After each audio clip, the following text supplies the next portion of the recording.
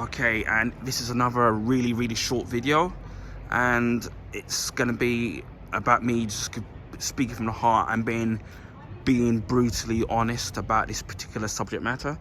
And it's in regards of things like racism, homophobia, sexism, even down to like poverty and people like struggling to make ends meet or try to break the poverty line. And especially with, you know, the cost of living and the cost of food going up and the energy crisis and these companies making profits and people having to struggle with being able to turn on their heating because they can't, and electricity. And then in a nutshell, it's me being brutally honest and being able to say things that people are unafraid of to say about the truth of the matter.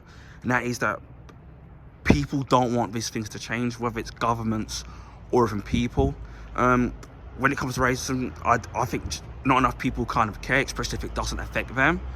And so people don't care enough. And then the people who do suffer from it, and the ones that don't see it as their problem because they don't have to go through it, so it's not their problem. Same thing right with poverty. If you're in a position where you've got good money and you can survive,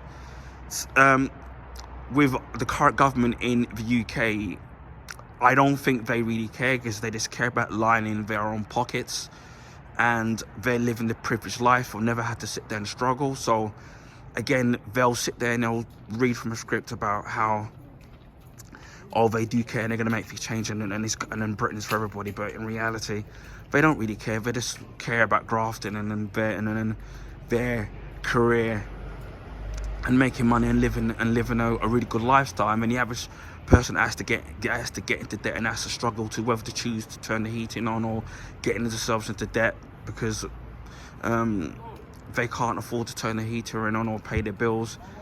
They don't really care, and then they just haven't got the bollocks to be able to admit that they don't really care. They just put on this facade when they did the interviews like they care, just to get people's vote.